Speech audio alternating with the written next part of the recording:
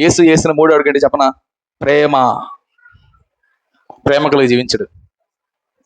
మొదటి పరిశుద్ధంగా జీవించాడు, రెండోది వినయం కలిగి జీవించాడు, మూడోది ప్రేమ కలిగి జీవించాడు.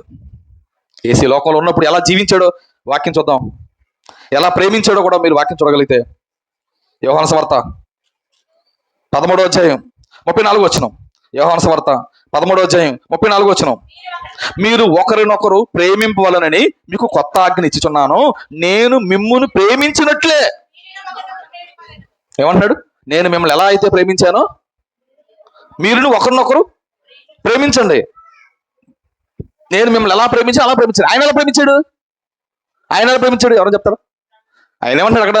నేను మిమ్మల్ని ఎలా ప్రేమించానో అలాగే ప్రేమించండి. ఆయన ఎలా ప్రేమించాడు? ఆయన ఎలా ప్రేమించాడు? 1వ వచనంలో ఉంది ఆయన ఎలా ప్రేమించాడు.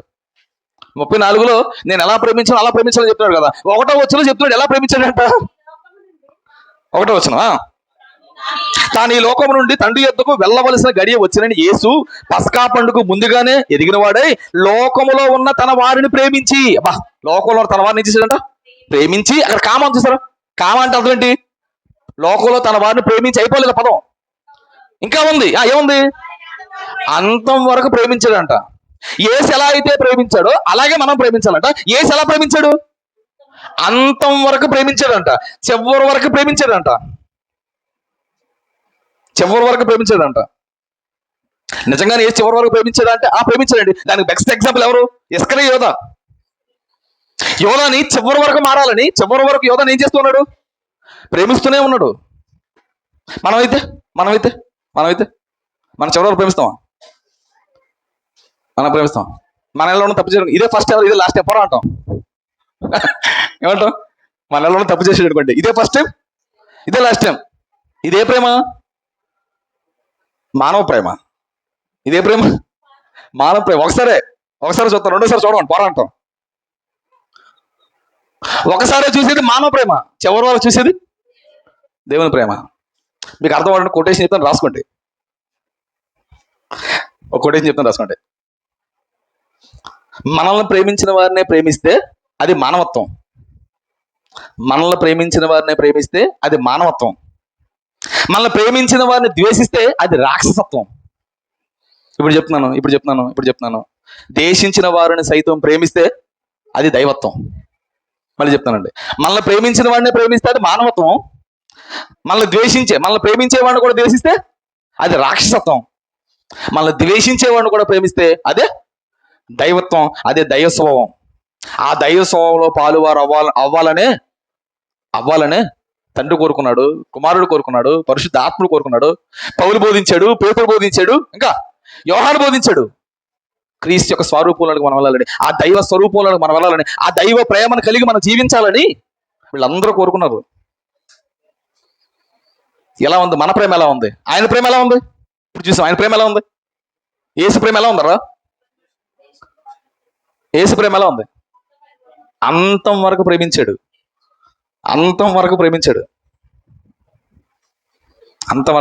మన ప్రేమ ఎలా ఉంది?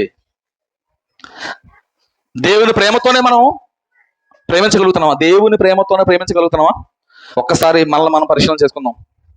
చాలా మంది అనుకుంటారు ఆయన దేవుడు అండి, ఆయన క్షమించగలడండి, ఆయన ప్రేమించగలడండి, మనం ఎలా ప్రేమించగలమండి అంటారు. చూడండి, అన్ని మనం మనకు అనుకూలంగా మార్చేసుకుంటాం. తెలివైనడు కదా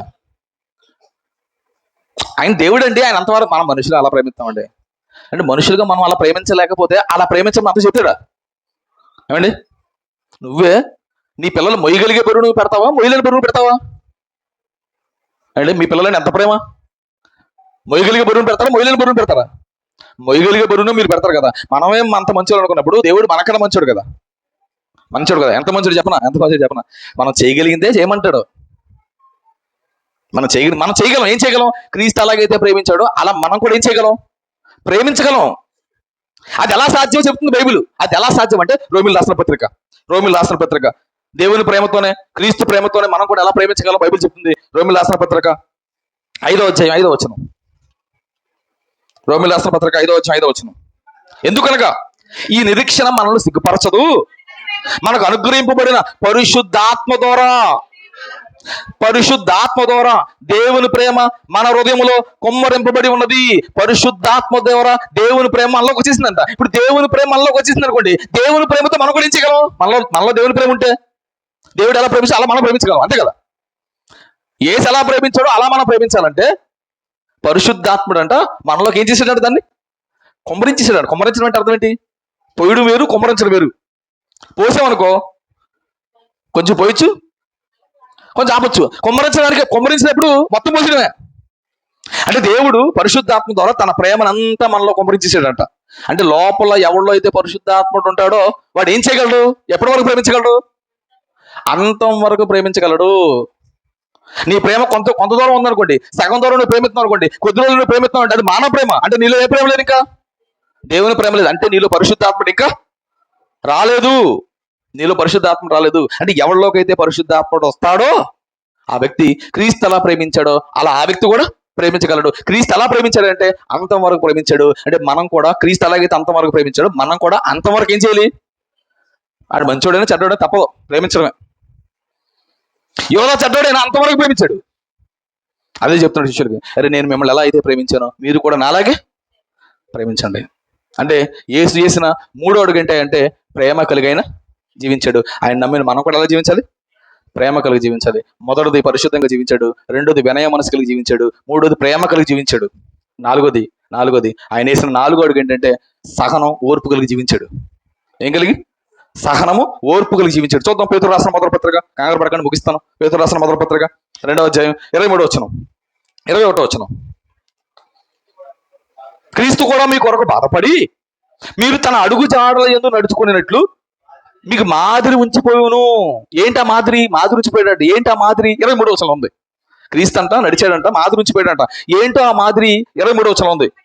ఆయన దూషింపబడి బదులు దూషించలేదు.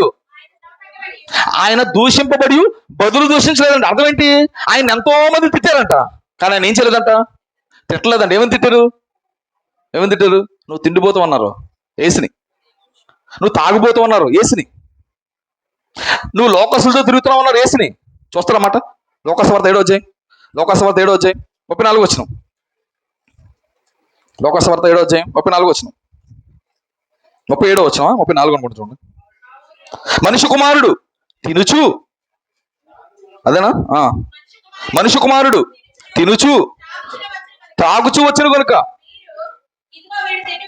ఇదిగో వీడు తుండిపోతూ మద్యపాని, శంకరులను, పాపులను స్నేహితులను చున్నాడు. యేసుని తిండిపోతున్నారంట, మాట్లాడలేదు. యేసుని తాగిపోతున్నారంట, మాట్లాడలేదు. యేసుని తిరిగిపోతున్నారంట, మాట్లాడలేదు. యేసు వ్యభిచారం వల్ల పుట్టాడని ఇండైరెక్ట్ గా అన్నారంట, కానీ యేసు ఏం చేయలేదు, మాట్లాడలేదు. ఇన్ని మాటలు యేసుని అంటున్నా యేసు ఎదురు మాట్లాడలేదు. యేసు ఎదురు ఎంత ఓర్పు అండి, ఎంత సహనం అండి. ఎవరైనా నిన్ను నన్ను అంటే మన రెస్పాన్స్ ఏంటి? నా రెస్పాన్స్ ఏంటి? నీ రెస్పాన్స్ ఏంటి? ఎవరైనా ఇలాగే మనల్ని అంటే మన రెస్పాన్స్ ఏంటి అని అడుగుతున్నా. ఒక్కసారి మనం పరిశీలించుకుందాం. యేసు అన్ని మాటలన్నా ఒక్క మాట కూడా మాట్లాడలేదంట. దూషింపబడి బదులు దూషింపలేదంట. కానీ మనల్ని ఎవరైనా ఒక్క మాట అంటే ఎన్నంట? 100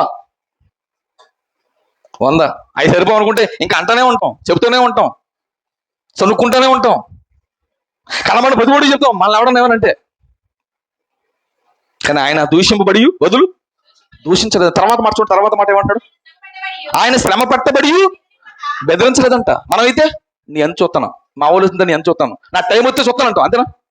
నా టైం రాని అంటాం, మా బ్యాచ్ అంతా రాని అంటాం, మా కుటుంబం అంతా ఉంటేనా అంటాం. అంటే అర్థం ఏంటి? అంటే అర్థం ఇండైరెక్ట్గా ఏం చెప్తున్నావు? ఆయన బెదిరిస్తున్నాం. మా ఊళ్ళు వస్తే నీ సంగతి వెళ్తారు. ఇప్పుడు నా పరిస్థితి బాగాలేదు, నా టైం బాగుంటుంది, నా పరిస్థితి బాగుంటుంది, అప్పుడు కొడతానంటాం. అంటే ఇండైరెక్ట్గా మనం బెదిరిస్తాం. కానీ ఏం చేయలేదంట, బెదిరించలేదంట. యేసుక్రీస్తు ఎంతో శ్రమ పడ్డాడు, కానీ బెదిరించలేదు. ఎంత ఓర్పండి. చివరికి ఆయన ఆ ఓర్పు సహనం ఏ స్థాయికి వెళ్ళిపోయిందో కింద మాట చూడండి. కింద మాట 23వ వచనం. ఆయన దూషింపబడి బదులు దూషించలేదు. ఆయన శ్రమ పట్టబడి బెదిరింపగా న్యాయముగా తీర్పు తీర్చి దేవునికి తనను తానే దేవుని ప్రార్థన చేసుకున్నాడంట. పోతే పని విడిచిపెట్టాడంట. దూషించలేదంట, బెదిరించలేదంట, న్యాయంగా తీర్పు తీర్చి దేవునికి ఏం చేశాడంట? తనను తానే అప్పగించుకున్నాడంట. ఎంత ప్రేమ అండి మనుషులంటే యేసుకి, ఎంత ప్రేమ ఆయన ప్రేమ. తిడితే తిట్టకపోవడం ఏంటండి, కొడితే కొట్టకపోవడం ఏంటండి, కొట్టకపోవడం ఏంటండి. లోకాసువార్తలో ఉంటుంది, ఆయన కొడుతున్న వారిని తిడుతున్న వారిని కూర్చొని ఏం చేశాడంట ఆయన? తండ్రి వీరు ఏమి చేయుచున్నారో వీరు ఎలాగో వీరికి క్షమించు. కొట్టిన వాడిని కొట్టాలి, తిట్టిన వాడిని తిట్టాలి, కానీ అది చేయకుండా వారి కొరకు ఏం చేస్తున్నాడు? ప్రార్థన చేస్తున్నాడు. మనుషులంటే ఎంత ప్రేమ అండి ఆయనకి, ఎంత ప్రేమ అండి, ఎంత ప్రేమ అండి. నిజంగా నేను ఇవన్నీ ఆలోచిస్తూ ఆయన కోసం స్టడీ చేసి రాస్తున్నప్పుడు ఏంటి ఎంత ప్రేమ చూపించాడు ఈయన, ఎంత ప్రేమ చూపించాడండి, ఎంత ప్రేమ చూపించాడండి. ఒక్క మాట కూడా మాట్లాడలేదా? ఒక్క మాట కూడా మాట్లాడు, నోరే మెదపలేదా? యెషయా 53 ఉంటుంది, ఆయన గొర్రెలు కత్తిరించి వాని యొద్ద మౌనంగా ఉండినట్లు అలా ఉండిపోయాడంట, మౌనంగా ఉండిపోయాడంట. బొచ్చు కత్తిరించి వాని ఎదుట గొర్రె మౌనంగా ఎలా ఉంటుందో అతను నోరే తెరవలేదంట అండి. ఎంత సహనం, ఎంత ఓర్పు అండి. నోరు మెదపలేదా ఏ ప్రేమ, బదులు పలకలేదా ఏ ప్రేమ, ఎవరి కోసమో ఈ జనుల కోసమే, ఈ జగతి కోసమే సిలువలో సాగింది యాత్ర. ఏం పాత్ర అండి, ఏం పాత్ర అండి. నిజంగా అవన్నీ వింటున్నప్పుడు, అవన్నీ ఆలోచిస్తున్నప్పుడు ఇది అంత ప్రేమ చూపించాడా అంటే అంత ప్రేమ చూపించాడు. ఎందుకు అంత ప్రేమ చూపించాడంటే ఆయనకి మనం అంటే బాగా ఇష్టం. ఎందుకు ఇంత ఓర్పు సహనాన్ని ఆయన ప్రదర్శించాడంటే ఆయన అడుగు జాడల్లో మనం కూడా ఏమేది అడుగులు వేయాలి. నేను కొడితే నా పిల్ల కూడా కొడతారు, నేను తిడితే నా పిల్ల కూడా తిడతారు. అలా కాదు, నేను కొట్టకూడదు, తిట్టకూడదు, నన్ను చూసి నా పిల్ల కూడా కొట్టేవారుగా తిట్టేవారుగా కాకుండా నేను వేసిన అడుగులు నా పిల్ల అడుగులు వేయాలని మనకు మాదిరి ఉంచిపోయాడంట. ఏం చేశాడు? మాదిరి ఉంచిపోయాడండి. ఆయన మాదిరి ఉంచిపోయాడు. ఇప్పుడు మనం ఏం చేయాలంటే ఓర్పు కలిగి జీవించాలి, సహనం కలిగి జీవించాలి. కానీ మనకు లేనిది అదే, ఏది? సహనం. నేను అంటాను ఓర్పు లేని మార్పే. మేము మారు మనసు పొందామండి, మేము బాప్తిజం తీసుకున్నామండి, రొట్టె ద్రాక్షారసం మేము చేతులు ముచ్చుతామండి. నీకు ఓర్పు లేకపోతే నీ మార్పు వేస్ట్ అండి. నీకు ఓర్పు లేకపోతే నీ మార్పు వేస్ట్ అండి. నీకు సహనం లేకపోతే నీ మార్పు వేస్ట్ అండి. నువ్వు రొట్టె తింటే ఏంటి, పాట పాడితే ఏంటి, ప్రార్థన చేద్దండి, ఓర్పు లేకపోతే ఎలా అంటున్నాను? తగ్గవా? ఇంకా తగ్గేది లేదంటవా? తగ్గేదే లేదని లోకంలో ఉన్నాడు అంటాడు. మనం ఏం చేయాలి? తగ్గాలి. ఒక్కసారి నీ ఆత్మీయ జీవితం ఎలా ఉందో ఒక్కసారి నిన్ను పరిశీలించుకో. పక్కన చూడకు, అస్సలు పక్కన చూడకండి. నా పరిస్థితి ఏంటి? ఎవడన్నా ఏమన్నంటే సైలెంట్గా ఉంటున్నానా, సీరియస్ అయిపోతున్నానా అంటే అంటున్నానా, ఏమైనా తిరిగితే తిడుతున్నానా, ఆయన కొట్టడానికి ప్రయత్నం తిరిగి కొట్టేయడానికి ప్రయత్నం చేస్తున్నానా? ఒక్కసారి మనల్ని మనం పరిశీలించుకుందాం. యేసు ఎలా నడిచాడు అంటే ఆయన ఓర్పు సహనం కలిగి నడిచాడు. ఆయన నమ్మిన మనం ఆయన అడుగులు వేస్తూ మనం పరలోకం వెళ్ళాలంటే మనం కూడా ఓర్పు సహనంతో ఈ లోకం ఏం చేయాలి? జీవించాలి. ఇది 4వ అడుగు. చివరగా 5వ అడుగు, ఆయన ఎలాంటి అడుగు వేసాడో, ఎలా జీవించాడు ఈ లోకంలో మీరు చూడగలిగితే, చివరగా 5వది చెప్పన, ఆయన క్షమాపణ కలిగి లోకంలో జీవించాడు, క్షమాగుణం కలిగి లోకంలో జీవించాడు. చూడండి, కొలస్సీయులకు రాసిన పత్రిక ముగిస్తాను. కొలస్సీయులకు రాసిన పత్రిక 3వ అధ్యాయం, 13వ వచనం. కొలస్సీయులకు రాసిన పత్రిక 3వ అధ్యాయం 13వ వచనం. ఎవడైనను తనకు హాని చేసినని ఒకడు అనుకుని ఎడల ఒకరినొకడు సహించుచు ఒకరినొకడు క్షమించాలి. మీకు ఎవడన్నా హాని చేస్తే మీరు ఆయన ఏం చేయాలి? క్షమించాలి. ఎందుకు క్షమించాలి? మీ ఎడల ఎవడన్నా తప్పు చేస్తే ఎందుకు క్షమించాలి కింద చెప్తున్నాడు. కారణం, మీరు ఎందుకు మీ ఎడల ఎవడన్నా తప్పు చేస్తే క్షమించాలని ఎందుకు కింద చెప్తున్నాడు. ఎందుకు మీరు క్షమించాలంటే మీ ఆవిడని కానీ, మీ అమ్మని కానీ, మీ పిల్లలు కానీ, ఎవరైనా సరే, ఎవరైనా నువ్వు ఎందుకు క్షమించాలి కింద చెప్తున్నాడు. ఎందుకు క్షమించాలంట? ప్రభు మిమ్మల్ని క్షమించలాగున మీరును క్షమించండి. మీరు ఎందుకు క్షమించాలంటే ప్రభు కూడా మిమ్మల్ని ఏం చేశాడు? ప్రభు మిమ్మల్ని ఎలాగైతే క్షమించాడో మీరు కూడా ఏం చేయాలి? క్షమించాలి. మనం ఎదుటి వారిని ఎందుకు క్షమించాలంటే ప్రభు మనల్ని క్షమించాడు కనుక మనం కూడా ఏం చేయాలి? క్షమించాలి. ప్రభు మనల్ని క్షమించకపోతే మన పరిస్థితి చెప్పండి. ఒకసారి ఆలోచించండి. ప్రభు మనల్ని క్షమించే మన పరిస్థితి ఏంటి? ఈ సన్నిధానంలోకి వచ్చే అర్హత మనకుందా? ఏమండి, ఒకసారి ఆలోచించండి. ప్రభు మనల్ని క్షమించకపోతే పరిస్థితి ఏంటి? ఆయన క్షమించేశాడు కనుక వచ్చి కూర్చొని దర్జాగా కూర్చొని దేవుని వాక్యం అంటున్నాం, దేవుని పిల్లలు చెప్పుకుంటున్నాం. క్షమించకపోతే పరిస్థితి ఏంటంటున్నాను? క్షమించకపోతే పరిస్థితి ఏంటండి? ఎన్నిసార్లు మనం పాపం చేస్తుంటామండి, ఎన్నిసార్లు మనం దేవుని నచ్చని కార్యాలు చేస్తుంటామండి, ఎన్నిసార్లు పాపం చేసినా దేవుడు మళ్ళీ ఏం చేస్తూ వచ్చాడు? ఇప్పుడు వరకు క్షమించను వచ్చాడు. ఇంత గొప్ప క్షమాపణ పొందిన మనకు ఎవడైనా హాని చేస్తే మనం ఏం చేయాలి? మాట్లాడలేదు. ఇంత గొప్ప క్షమాపణ పొందిన మనకు ఎవడైనా హాని చేస్తే ఏం చేయాలి? మాట్లాడరా, నోరు మాట్లాడు. క్షమించాడు. తగ్గనంటే పోతావు. నేను క్షమించాలంటే పోతావు.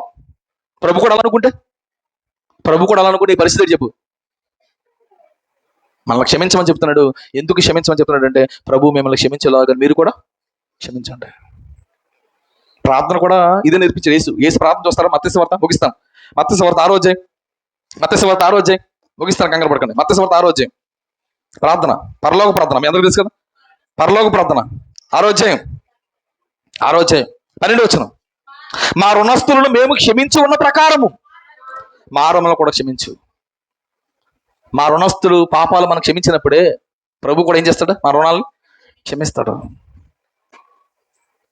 మనం ఖచ్చితంగా క్షమించగలిగే ఆ గుణం కలిగి ఉండాలి మనం. కొంతమంది అండి అందరి ముందు క్షమిస్తారు కానీ మర్చిపోరండి. లోపల పెట్టి మనసులు పెట్టుకుంటారు. పైకి మరి ఏం చేస్తారు? క్షమించానంటారు.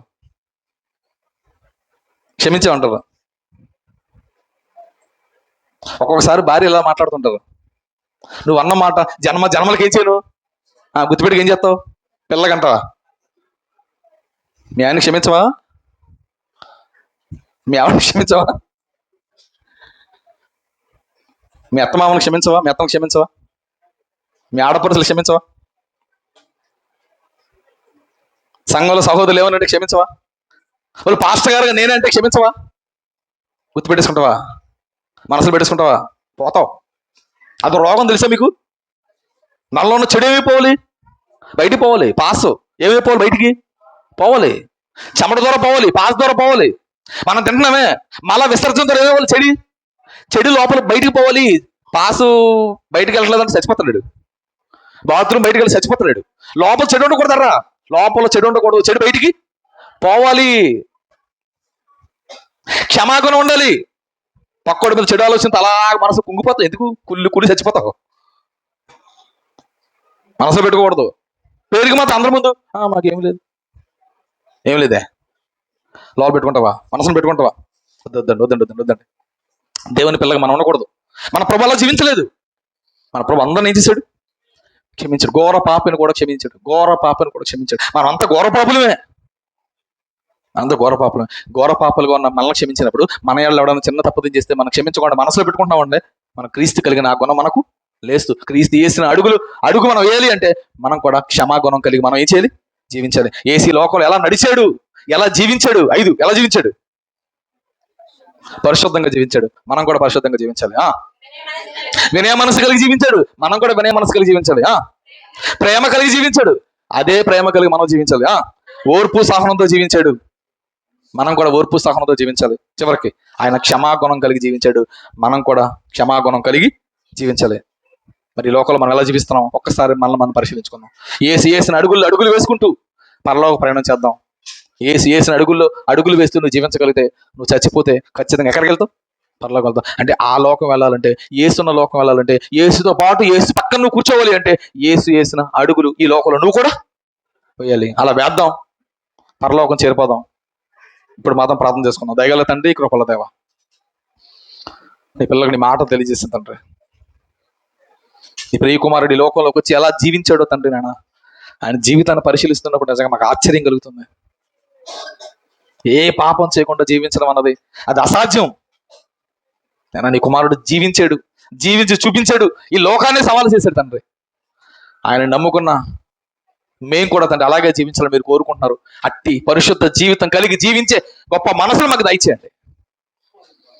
నీ కుమారుడు తండ్రి ఈ లోకంలో దేవా వినయం కలిగి జీవించాడు. తనను తానే తగ్గించుకున్నాడు. మాకు ఏదున్నా, మా స్థితి ఎంతున్నా, మేము ఇక్కడ ఈ లోకంలో ఎంత గొప్పవారు అయినా సరే మమ్మల్ని మేము తగ్గించుకునే ఆ గొప్ప మనసు మేము కూడా కలిగి జీవించాలని కూడా చూపించండి. నీ కుమారుడు తండ్రి లోకమును ఎంతో ప్రేమించాడు, అంతం వరకు ప్రేమించాడు. మేము కూడా మా సహోదరులు ప్రేమించాలి, అంతం వరకు ప్రేమించేవారుగా ఉండేలా ఆ గొప్ప మనసులు మాకు కలిగించండి. నీ కుమారుడు సహనం ఓర్పుతో జీవించాడు తండ్రి. అట్టి ఓర్పు సహనం కలిగి మేము జీవించగలిగే భాగ్యం మాకు దయచేయండి. క్షమాగుణం కలిగి జీవించాడు దేవా, అట్టి క్షమాగుణం కలిగి జీవించే ఆ గొప్ప మనసులు మాకు దయచేయండి. మళ్ళీ మార్పును దయచేయండి, మాలో మారు మనసును దయచేయండి. ఇప్పటి వరకు మా స్థితి బాగోపోతే ఇక్కడి నుంచి మా స్థితిని మేము మార్చుకోవడానికి ఒక దృఢమైన నిర్ణయం తీసుకొని ఇక్కడి నుంచి వెళ్ళడానికి సహాయం చేయండి. ఒక బలమైన తీర్మానం తీసుకునే భాగ్యాన్ని మాకు దయచేయండి. ఇంకా నువ్వు లోకస్తుల్లో జీవిస్తానైనా మా బ్రతుకు ఒక అర్థం ఉండదు, మా జీవితాలకు ఒక అర్థం ఉండదు. నా క్రైస్తవుడు అంటేనే ప్రత్యేకం కలిగిన వాడు, ప్రత్యేకంగా జీవించేవాడు అని తండ్రి బైబిల్ సెలవుస్తుంది. అట్టి ప్రత్యేకత కలిగి ప్రత్యేకమైన జీవితాన్ని కలిగి జీవించగలిగే భాగ్యాన్ని మాకు దయచేయండి.